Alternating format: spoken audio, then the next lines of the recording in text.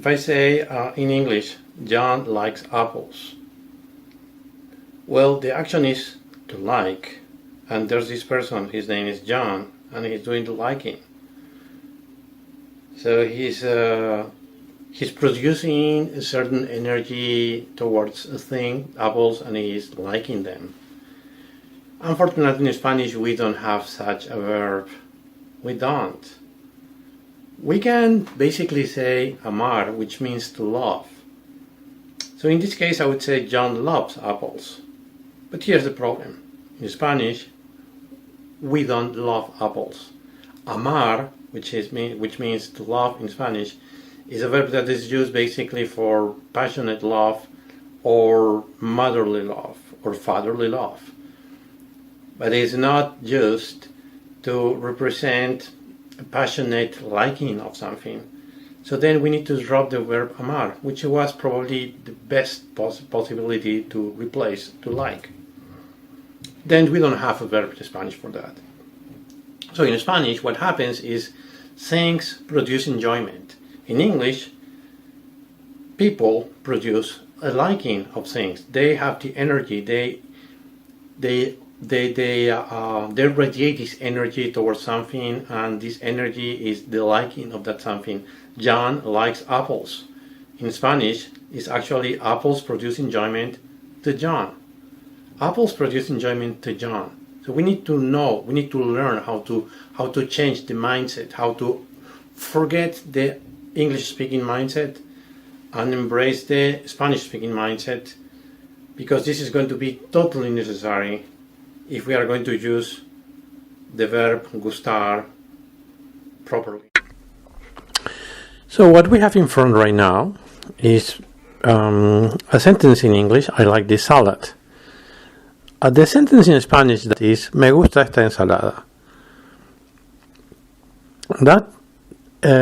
Those are two different sentences.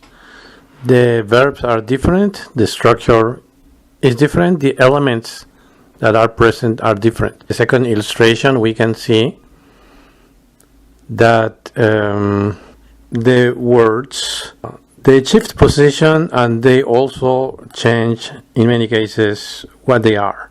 For instance, the verb like is replaced by a different verb, gustar.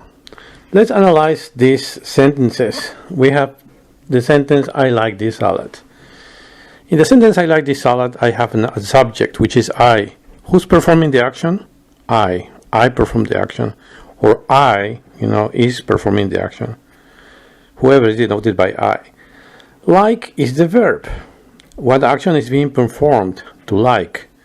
And it's an action that is being performed by I. Now the third part of the sentence is this salad. This salad is the direct object. What is being liked? The answer is this salad is a direct object. Let's go now to the Spanish version of the sentence. Esta ensalada me gusta. In esta ensalada, in this case, is the subject. Now remember that we said that the subject in the English version was I. Here, esta ensalada is doing the action. What produces the enjoyment? Esta ensalada. That is the action, by the way. Gustar doesn't mean to like. Gustar means to be enjoyable or to produce enjoyment. So now we even changed the verb. We changed the subject. The subject now is the salad. The verb is right now to produce enjoyment. So doesn't have absolutely nothing to do with to like. Here, yo or I changes to the indirect object position or function.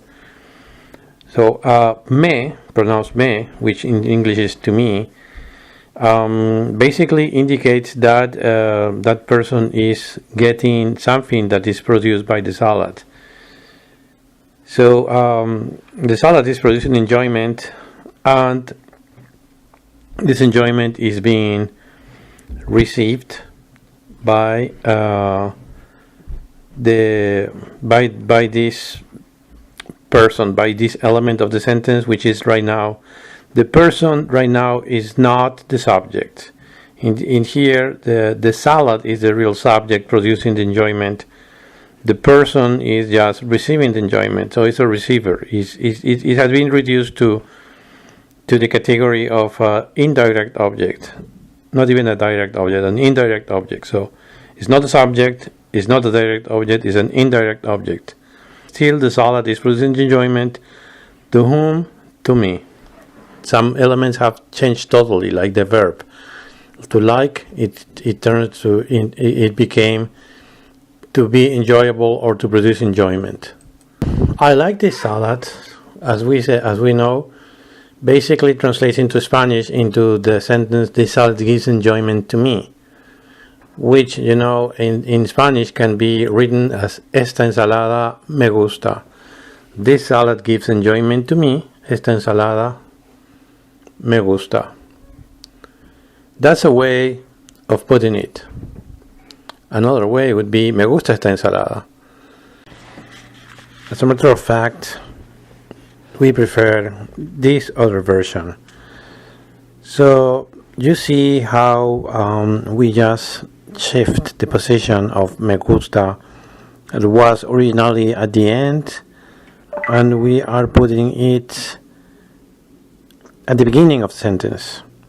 Instead of saying esta ensalada me gusta, we are going to say me gusta esta ensalada. So now what we have is this new expression. The expression says me gusta esta ensalada. So now, just to figure out what's going on here, the subject of the sentence is in red and is going to in the end. The indirect object is going to the beginning, and the verb is the different verb. This is what we say in Spanish.